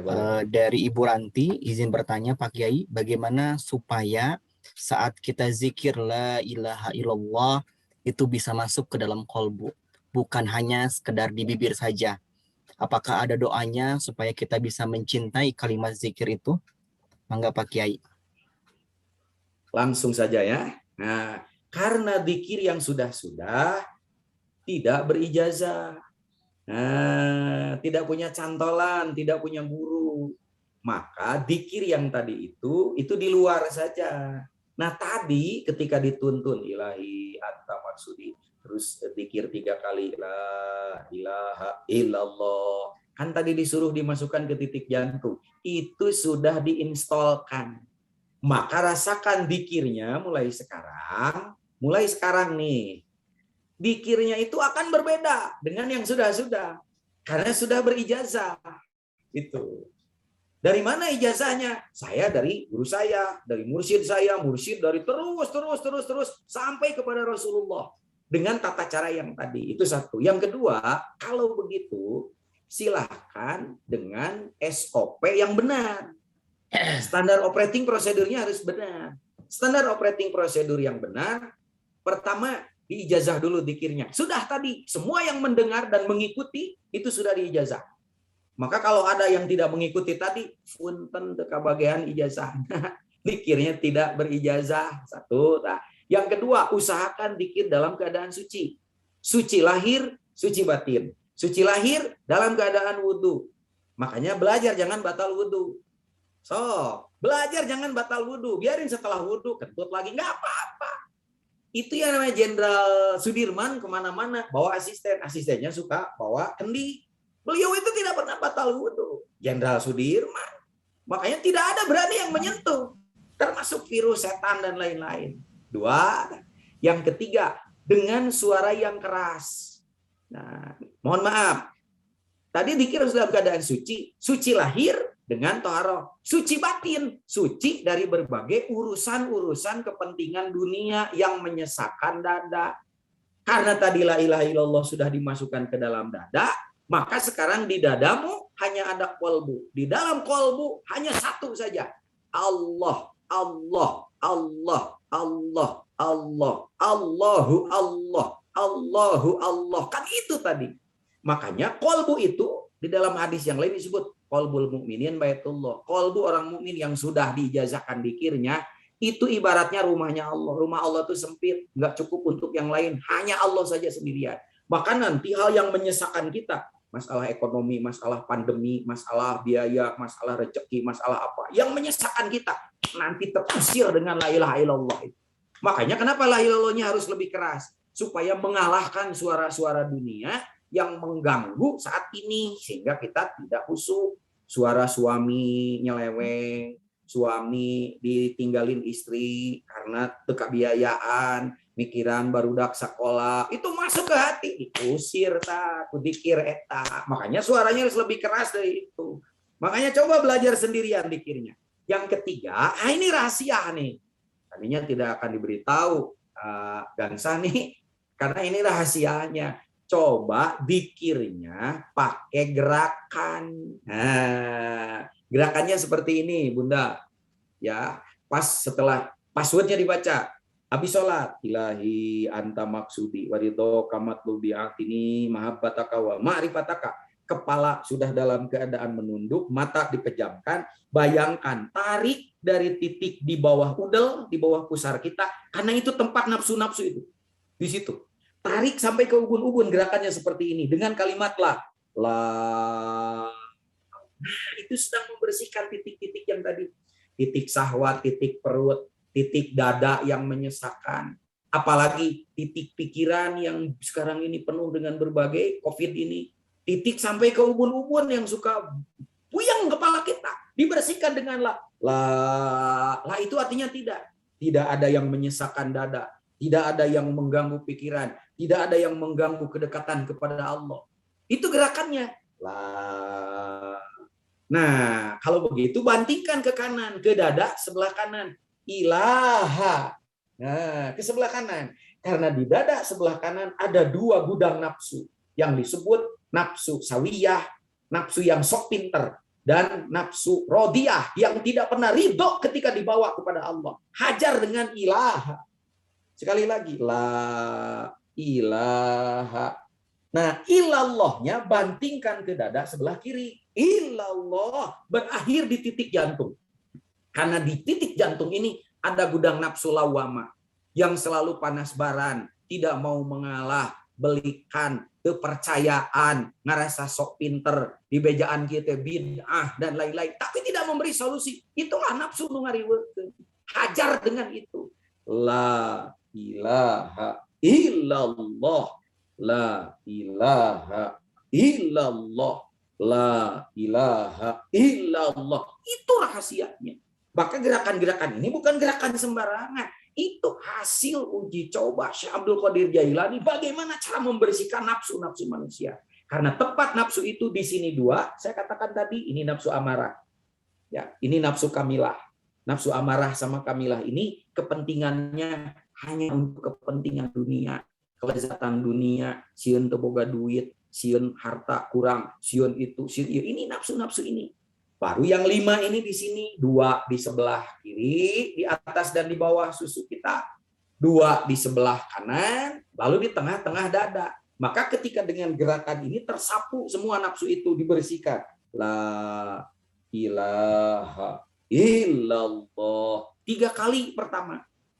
Nah, setelah 3 kali pertama, baru berikutnya dilanjutkan dengan dzikir yang aplen, tidak perlu kenceng-kenceng. La ilaha illallah. Gemakan. La ilaha illallah. La ilaha illallah. Berapa dosisnya? Harus tepat. 165 kali minimal setiap habis sholat. Kalau kelewat, malamnya bisa diganti. Pak Isep, kalau yang tadi kan harus bawa tasbih, harus kelihatan. Bagaimana saya kelihatan sama orang? Apa nada yang kedua? Yang tidak bisa putus. Yang di situ manusia bisa berzikir. Sambil berdiri, sambil duduk, sambil berbaring, sambil apapun. Itulah dzikir yang tersembunyi, disebutnya dzikir hoki. Mana kalimatnya? Yang tadi, Allahu Allah, Allahu Allah, Allahu Allah. Hu-nya harus ada. Jangan Allah, Allah. Jangan. Allahu Allah, Allahu Allah. Ritmenya seiring detak jantung kita. Allahu Allah, Allahu Allah. Jangan ada suara kalau begitu. Di mana? Di dalam. Gimana caranya? Tikelkan lidah kita ke atas. Tundukkan kepalanya, serongkan ke jantung, tujukan ke titik jantung, bacakan kalimat itu, Allahu Allah, Allahu Allah, Allahu Allah. Hilangkan suaranya, pikirnya jadi ke dalam. Dan itu tidak ada yang tahu hubungan kita dengan Allah. Inilah ibadah ikhlas yang tertinggi. Yang orang tidak pernah tahu bahwa kita senantiasa koneksitas dengan Allah. Di mana saja. Sambil nyapu, sambil jalan, sambil ngajar, sambil tidur, sambil nyetir, sambil apapun. Alladzina yadhkurunallaha qiyaman wa qu'udan wa 'ala junubihim wa yatafakkaruna fi khalqis samawati wal ardi rabbana ma khalaqta hadza batila. Dengan 2 dzikir ini maka tubuh kita, ruhani kita, jismani kita, ruh kita, telinga kita, detak jantung kita semuanya hanya berisi yang satu itu. Apakah itu? Allahu Allah, Allahu Allah, Allahu Allah. Itu bunda rahasianya.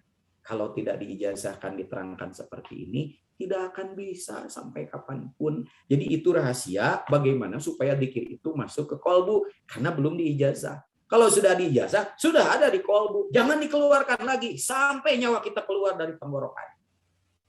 Ya Bun, saya kira itu nanti kalau misalnya butuh penjelasan yang lebih lanjut, silahkan ke panitia minta nomor saya, silahkan untuk nge-WA.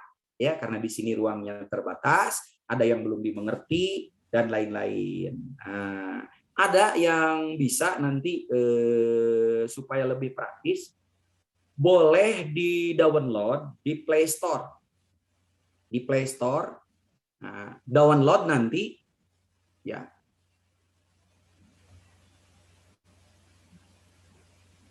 Nah, di-download My Trip My Manaqib. My Trip, My Manaqib. Nanti akan keluar di situ tata caranya, ibadah hariannya, mingguannya. Dari mulai kita itu bangun tidur, masuk ke WC, keluar WC, sholat sunat yang Rasulullah lakukan ratusan rakaat. Bagaimana cara wudhunya? Nanti itu yang saya bilang, ada sholat lidafnil bala, ada sholawat lidafnil bala, sholat isti'anah, sholat sunat isti'adah, itu lengkap di situ. Kalau ada yang kurang jelas, nanti tinggal di kontak nomor saya. Nah, ya. Kemudian tadi ada Ikhwan yang ada saudara kita yang bertanya, Pak Haji, saya sudah diijazahkan dzikir, boleh nggak saya ijazahkan kepada yang lain? Tidak boleh, karena yang mengijazahkan itu harus yang sudah punya lisensi dari guru mursyidnya. Jadi kalau ada yang mau diijazah dzikir lagi, silahkan kontak saja nomor saya. Nanti kita bisa ngobrol lebih lanjut tentang tata cara dzikir ini. Di situ ada dalilnya, kenapa harus begini dan seterusnya dan seterusnya. Saya kira itu dari saya, mudah-mudahan ini bermanfaat. Iya, alhamdulillah. Pak Kiai, ada yang raise hand, ada pertanyaan secara langsung dari Pak Ilham Fauji. Silakan Pak Ilham Fauji.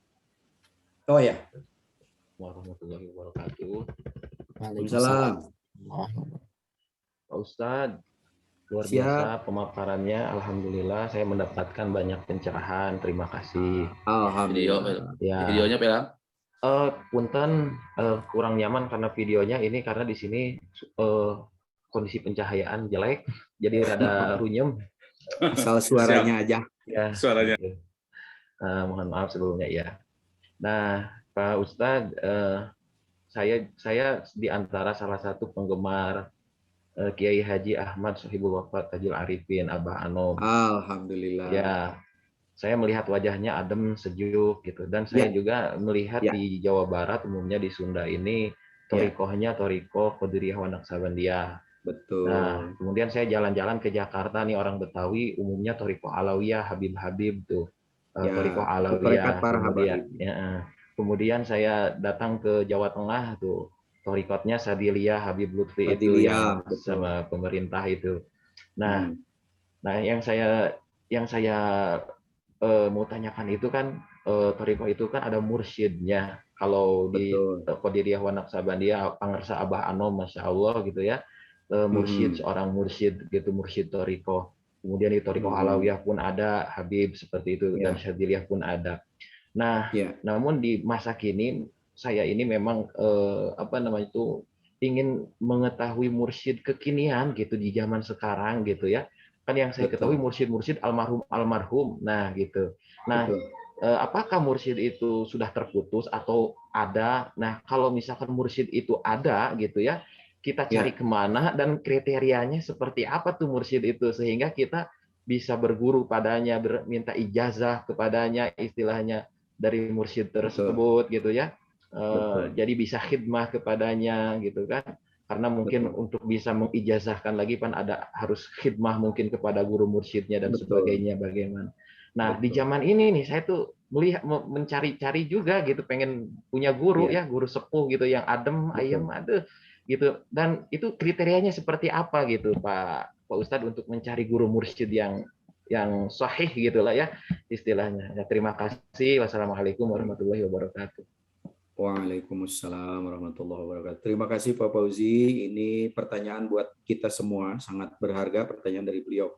Pertama, ini harus dijelaskan dulu, Pak Isep, hari mursyid teh apa begitu? Apa bedanya dengan Ustadz Ajengan dan Kiai? Mursyid itu guru ruhani, itu bedanya. Guru yang mengetahui perjalanan dan tingkat kapasitas ruhani kita. Karena kan kita tidak tahu ini ruhani kita sudah seperti apa, sudah sampai di mana, apakah ruhani kita ini terpelihara atau tidak, apakah ruhani kita ini tahu jalan pulang atau enggak, apakah ruhani kita ini penuh dengan berbagai kotoran atau tidak. Nah, yang mengetahui tentang itu adalah mursyid. Jadi mursyid itu guru ruhani yang tahu perjalanan ruhani kita. Itulah bedanya ulama, kiai, mu'alim, ajengan dengan mursyid gitu. Maka banyak ulama tapi belum tentu seorang mursyid. Tapi seorang mursyid yang muhakkikin itu pasti ulama gitu. Itu satu. Jadi kalau sekarang mursyid itu apa? Mursyid itu guru ruhani yang tahu perjalanan rohani kita. Itu satu. Yang kedua, mursyid tarekat yang mu'tabaroh itu selalu hidup. Di berbagai kitab, mursyid itu harus ada yang hidup sebagai penerusnya. Maka mustahil satu tarekat dia itu putus gitu. Pasti ada penerusnya itu. Tarekat apapun pasti ada, dan itu mursyidnya yang hidup. Nah, makanya mursyid itu harus satu, tapi guru boleh banyak. Maksudnya begitu. Kalau mursyidnya harus satu, maka cari mursyid yang menurut kita cocok dengan kriteria kemursidan. Kriteria kemursidan itu, ya, kemursidan itu awas. Intinya adalah cermin dari akhlak Rasulullah. Itu aja. Kalau sekarang misalnya ada orang sakti, dia ngaku mursyid, tapi sholatnya nggak benar, fikihnya nggak benar, banyak bid'ahnya, banyak kurofatnya, banyak tahayulnya, ibadahnya jelek, mundur Pak. Meskipun dia itu sakti, itu bukan mursyid, tapi mungkin guru supranatural yang tadi itu. Ya, kalau guru-guru mursyid toriko itu pasti terjamin ibadahnya, akhlaknya cerminan akhlak Rasulullah. Nah, itu. Sekarang misalnya tarekat apapun pasti ada mursyid yang hidup. Begitu beliau meninggal, nanti akan ada penggantinya. Dan terus sampai tidak akan pernah terputus kecuali Allah nanti yang menghentikannya. Maka ketika Thariqat Qadiriyah Naksabandiyah misalnya pengarsa Abah sudah tidak ada, pasti ada penerusnya dan itu masih hidup. Bagaimana caranya? Datang, tanyakan. Misalnya, kalau misalnya ke Suryalaya, ada enggak penerusnya? Kalau ada penerusnya, masih hidup enggak? Kalau masih hidup, misalnya ada di mana? Cari. Misalnya ada, datanglah ke Sirna Rasa. Ada di situ penerus Abah Anom, Abah Al-Saifullah Al-Maslul. Datang ke situ, jangan hanya melihat dari luar, mendengar kabar itu ini tanpa tabayun. Orang tarekat tidak begitu. Lihat kehidupan sehari-harinya, lihat tingkat ilmunya, kualitas ibadahnya, akhlaknya. Karena mursyid bukan kerajaan yang bisa diturunkan sekalipun kepada anak, belum tentu. Banyak itu ahli-ahli tarekat yang tidak turun kemursidannya kepada sanak familinya. Bisa jadi. Karena hirqah kemursidan itu liar. Bahkan yang sudah ketempelan pun, ya, karena itu hak Allah. Jadi begitu kemursidan itu masuk ke seseorang, bisa jadi copot. Keluar lagi. Kenapa? Dicabut oleh Allah. Kenapa? Tidak menjaga akhlak. Bisa begitu mursyid itu. Bisa jadi bukan anak, bisa jadi bukan keturunan, bisa. Nah, makanya ketika mendengar mursyidnya harus seperti apa, tanya dong, datangi, lihat bandungan gitu kehidupannya. Jangan hanya melihat di luar, karena itu akan menjadi ujian. Nanti kalau ini terhalang lagi oleh hijab, masa sih itu, gua tahu masa lalunya kayak gitu. Itu bukan urusan manusia. Mursyid itu hak mutlak prerogatif Allah. Saya kira itu Pak Ilham. Selamat untuk kelana untuk mencari mursyid, tapi kalau mursyid mencari Qadiriyah Naksabandiyah,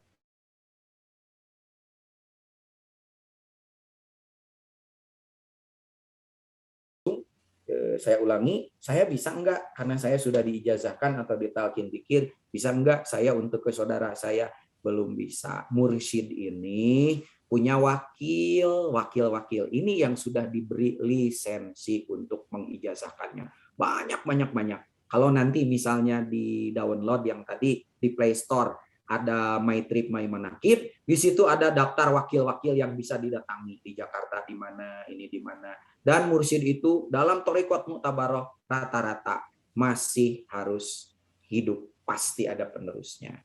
Saya kira itu. Ya, aturan Pak Kiai.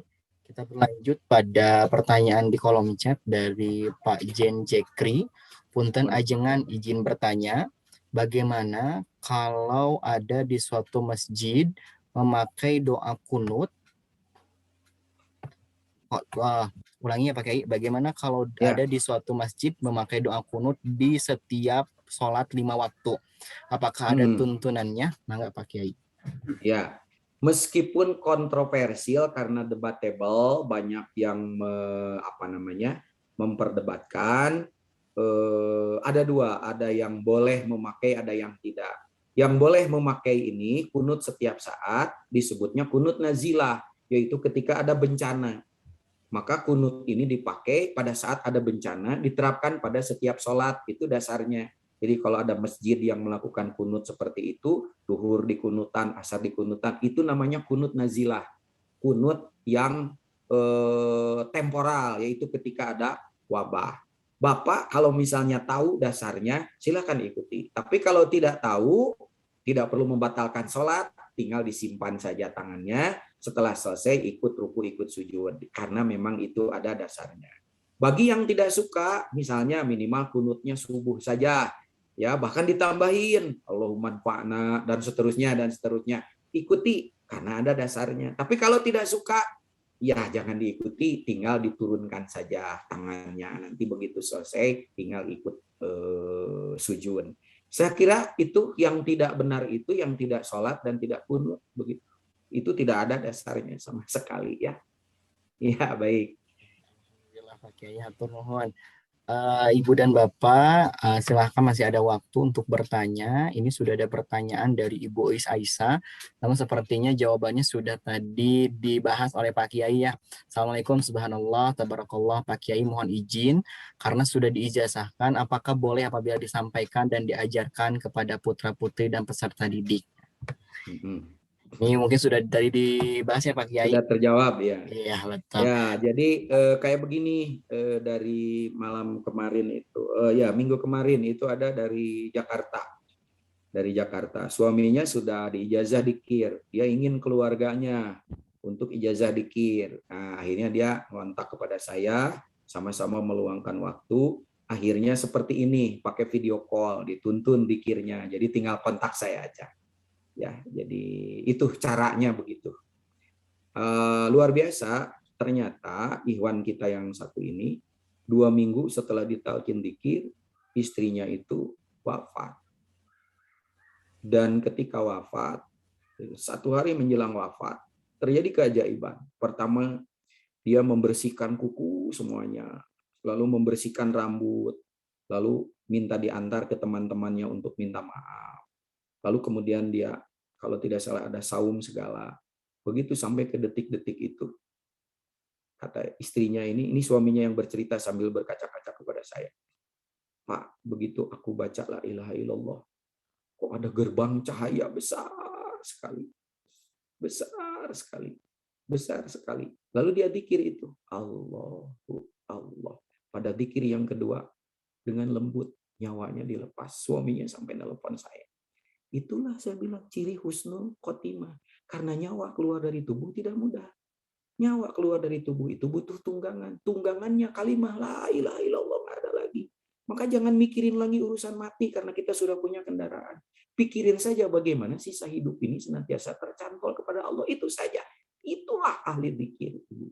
Ya, jadi demikian dahsyat kehebatan zikir itu. Untuk kehidupan kita jadi benteng yang tadi jika kita amalkan dengan benar. Saya kira itu. Pak Kiai, ini ada pertanyaan yang masuk dari kolom chat dari Umi Raihan. Ya. Ya. Assalamualaikum warahmatullahi wabarakatuh. Mau bertanya Pak Kiai, bagaimana cara menghilangkan bisikan-bisikan negatif dalam hati dan pikiran kita? Bisikan itu selalu tiba-tiba muncul seperti kilasan kejadian buruk atau apapun itu yang negatif, mimpi buruk dan terlalu takut atau parno. Bagaimana caranya Pak Kiai? Hatur nuhun Pak Kiai. Siap. Ini pertanyaan kita semua sebetulnya, cuman yang lain malu-malu gitu. Ya. Jadi begini, lintasan-lintasan tadi, apakah itu informasi, apakah itu provokasi, apakah itu kejelekan, keburukan, itu memang ada. Di mana tempatnya? Di alam rasa. Alam rasa itu adanya di dada. Di dalam dada ada kolbu. Nah, kata kolbu ini yang suka kita tidak paham. Sebetulnya kolbu itu adalah alam rasa yang ada di dalam dada kita. Pintunya dari jantung. Nah, jantung inilah yang disebut dengan kolbun sonburiun. Jantung ini kolbun sonburiun, kolbu yang seperti buah sonburi. Buah sonburi itu kayak lope. Nah, di dalam jantung itu nanti ada yang spiritualnya. Disitulah alam rasa. Di alam rasa ini ada dua. Ada alam rasa yang berpihak keluar, yaitu ke alam pikiran, ke nafsu yang dua tadi. Ada alam rasa yang berpihak ke dalam ruhani kita. Nah, bisikan-bisikan yang tadi namanya khotirun, bahasa Arabnya. Jaumanya menjadi khawatir. Bahasa Indonesianya jadi khawatir gitu. Khawatir itu apa? Jamak dari khotirun. Al-khawatir. Iya. Nah, khawatir itu apa? Pasokan informasi, kadang-kadang inspirasi, kadang-kadang lintasan pikiran buruk, kadang-kadang gambaran masa lalu, kadang-kadang kejahatan, kadang-kadang kebaikan. Itu ada 4 sumber. Nah, sumber ini yang harus diketahui. Khotir yang pertama, bisikan yang pertama, yang disebut dengan khotir nafsani, yaitu bisikan lintasan pemikiran, keinginan, informasi dari nafsu-nafsu kita. Satu, tak? Yang kedua, disebut dengan khotir saitoni, yaitu pasokan informasi, bisikan-bisikan, yang muncul dari setan. Yang ketiga, khotir mulki. Khotir mulki itu bisikan-bisikan dari malaikat. Yang berikutnya adalah khotirul haqi, yaitu langsung itu informasi yang dihujamkan ke dalam dada kita dari Allah.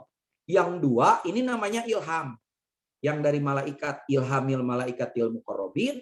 Yang dari Allah, ilhamul murabbiyin. Sedangkan yang dua, nah ini yang suka mengacaukan itu, yang suka mengangkut-ngangkut informasi. Yang dari setan namanya wiswas. Yang dari nafsu, nah ini namanya hawajis. Hawajis itu apa? Hawajis itu angan-angan, keinginan ke depan yang belum jelas tercapainya, bahkan memori-memori yang buruk dari masa lalu. Jadi sekarang ketahuan, apa yang memunculkan kita sehingga kita muncul menjadi parno? Itu yang disebut dengan khotir nafsi, yang sumbernya dari nafsu kita. Nah, paling bagaimana cara membedakan mana dari nafsu, mana dari setan? Kalau dari nafsu, dorongan keinginannya tidak mengenal batas. Sebelum tercapai dia terus aja, itu pasti dari nafsu. Dan kecenderungannya kepada yang buruk. Misalnya, muncul lintasan masa lalu. Dan itu memaksa untuk selalu diingat-ingat. Itu pasti dari nafsu. Dan itu tidak bisa dihentikan sebelum tercapai. Itu pasti dari nafsu. Maka ada keinginan, ada ambisi yang munculnya seperti itu, maka itu pasti dari nafsu.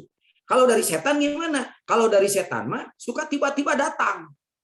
Datang memaksa kita untuk berbuat buruk dan dosa. Tapi ketika kita ingat kepada Allah dengan istighfar, dengan zikir terutama yang tadi, itu hilang. Tapi hilang tidak musnah. Nanti akan datang sekali waktu dalam bentuk yang lain. Yang mungkin seperti kebaikan. Ujung-ujungnya menjerumuskan. Itu pasti setan. Nah, khotir-khotir ini tidak bisa dibersihkan oleh apapun. Kecuali oleh zikir. Asal tahu titiknya ada di mana. Nah, khotir saitoni dengan khotir nafsi, itu tempatnya di sini. Di tengah-tengah antara dua kening sama di seluruh tubuh yang pusatnya di ubun-ubun. Nah, itu yang suka memberikan lintasan-lintasan itu. Kalaupun dia berbisik di dalam dada, tetap itu larinya ke sini, ke alam pikiran. Maka cara membersihkannya, dua titik ini harus dihajar dengan zikir. Maka zikir di situ berfungsi untuk menghapus memori masa lalu. Kalau ditujukan ke dua titik ini. Nah, selain dua titik ini, maka ada yang disebut dengan wiswas. Wiswas itu dari setan. Nah, setan ini membisikannya alladzi waswisu fi sudur. Itu munculnya di sini, di titik-titik yang tadi. Maka itu tidak akan hilang kecuali dengan zikir. Maka zikir berfungsi ke masa lalu itu dihapus, dosa-dosa masa lalu dihapus, ke depan itu dijaga. Hadisnya yang tadi, likulli syai'in siqala wa siqalatul qalbi adzikri. Ini kan di memori ibu-ibu kan banyak itu. Masa sakit hati, tidak dihargai, itu tersimpan semua di memori-memori yang tadi. sampai menyesakkan dada, kan begitu. Padahal di tempat yang 5 itu titik tadi, sampai membuat kepala kita pusing. Itu karena masuk di sini, di alam pikiran. Tidak ada yang bisa membersihkan kecuali dengan teknik dzikir yang tadi. La ilaha illallah. Kalau 165 itu tidak cukup, maka kalau gawat seperti tadi, misalnya paranoid, kalau sudah ingat masa lalu gegebegan, maka dzikirnya yang 165 itu dosisnya tidak cukup. Berarti harus 165 kali 7 titik. Itu yang harus dilakukan. Pertama, mulai dari sini dulu, yang dari bawah susu tadi. La ilaha illallahnya ke situ kan. Nih, saya berdiri sedikit. Ke situ kan. La ilaha illallah. La ilaha illallah. Sambil hati kita memohon kepada Allah. Ya Allah, hapuskan semua memori buruk yang ada di sini. Kalau sudah 165, pindah ke sini. La ilaha illallah. La ilaha illallah. Hapuskan memori semuanya. Setan-setan dan hal-hal yang buruk. Hapuskan dengan dzikir itu. Lalu naik lagi ke sini. Di atas dada. 165. Naik lagi ke sini. Naik lagi ke tengah-tengah dada. Baru terakhir selesaikan yang ada di kepala kita. Kapan itu? Setiap saat. Bila perlu ketika kita berduaan dengan Allah, kita sholat taubat, masuk ke situ, habisi itu semua. Insya Allah dengan izin Allah terhapus semuanya. Itulah hadisnya likulli syai'in siqalah wa siqalatul qalbi adzikri. Segala sesuatu ada alat pembersihnya, pembersih kotoran. Kolbu itu yang tadi yang isinya nafsu dengan ilham malaikat, makanya suka bolak-balik, itu adalah zikir. Nah, maka ketika kita sudah berzikir seperti itu, rasakan nanti mulai mengecil, bertahap itu hilangnya. Hilang, akhirnya dihapus oleh Allah Subhanahu wa taala. Itulah SOP bagaimana menggunakan dzikir untuk menghapus memori masa lalu, karena itu sangat mengganggu. Sangat mengganggu. Saya kira itu, kalau nanti misalnya perlu diskusi lebih lanjut, silahkan tinggal di WA saja ke nomor saya. Tapi yang sudah alhamdulillah ya bisa terhapus dengan cara itu. Saya kira itu. Alhamdulillah, Pak Kiai, hatur nuhun, semua jawabannya luar biasa sekali, menjadi pencerahan bagi kita semua. Ini masih banyak pertanyaan-pertanyaan yang masuk di kolom chat, namun waktu yang memisahkan kita, Pak Kiai. Insya Allah, Ibu dan Bapak, Zoom kita pada malam hari ini. Ini aja, nanti diketik, ditulis, dikirimkan. Siap. Ibu dan Bapak, insya Allah rekaman Zoom kita pada malam hari ini akan di-share di YouTube-nya MGMP PAI SMP Kota Bandung, dan nanti juga nomor WA Pak Kiai akan di-share juga oleh Pak Ijang. Boleh ya Pak Kiai? Halo Pak Kiai. Ya, salah. Iya. Boleh. Iya, Ibu dan Bapak, sekali lagi mohon maaf karena memang waktunya yang membuat kita harus terpisah. Mungkin ada closing statement dari Pak Kiai.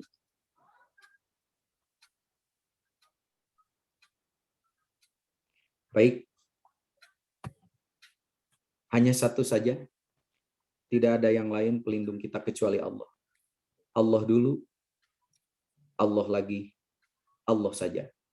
Singkirkan segala yang menjadi berhala-berhala kehidupan kita dengan dzikir yang meniadakan semuanya itu dengan kalimat la ilaha, dan tetapkan hanya satu Tuhan saja, yaitu illallah. Dialah pelindung kita semuanya.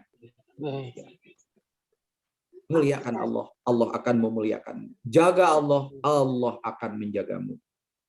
Saya kira itu terakhir dari saya. Semoga kita semuanya selamanya dilindungi oleh Allah Subhanahu wa taala dengan barokah dan karomah guru-guru kita, dengan barokah dan karomah mursyid thariqah kita, Pangresa Abah Saifullah Al-Maslul, yang nyambung sanadnya kepada Abah Anom, Abah Sepuh, Abah Tolha, dan seterusnya sampai kepada Syekh Abdul Qadir Jailani, sampai kepada Sayyidina Ali, sampai kepada Rasulullah, sampai kepada malaikat Jibril, sampai kepada Allah Azza wa Jalla. Terima kasih kepada semuanya. Semoga Allah selalu melindungi kita. Assalamualaikum warahmatullahi wabarakatuh. Waalaikumsalam warahmatullahi wabarakatuh. Alhamdulillah, kami ucapkan terima kasih kepada Pak Kiai yang telah bersedia memberikan ilmunya yang luar biasa kepada kita. Ibu dan Bapak, alhamdulillah barokah pada malam hari ini berjalan dengan lancar. dan kita terlihat ada Bapak pembina kita, Bapak Dr. Edi Suprajoto. Untuk itu kami persilahkan untuk Pak Dr. Edi bisa memberikan sepatah dua patah kata sebelum nanti kita tutup. Mangga, kelas. Dirajang. Siap Bapak. Ya, alhamdulillah Ibu dan Bapak, kegiatan barokah kita pada malam hari ini sudah selesai. Mari kita tutup dengan membacakan hamdalah bersama-sama. Alhamdulillahirabbil alamin. Subhanakallahumma wa bihamdika asyhadu an la ilaha illa anta astaghfiruka wa atubu ilaik. Wabillahi taufiq wal hidayah. Wassalamualaikum warahmatullahi wabarakatuh. Hatur nuhun Pak Kadis. Pak Kadis. Pak Gansa untuk minggu depan siapa? Oke, alhamdulillah Ibu dan Bapak, minggu depan sudah ada kiai yang bisa bergabung di acara barokah, yaitu yang terhormat Bapak Kiai Haji Asep Totoh Ghazali. Jadi Ibu dan Bapak selamat bergabung kembali di minggu depan. Terima kasih. Wabillahi taufiq wal hidayah. Wassalamualaikum warahmatullahi wabarakatuh. Waalaikumsalam warahmatullahi wabarakatuh. Pak Kadis, Pak Kadis nuhun. Pak Kiai, nuhun. Pak Kiai nuhun.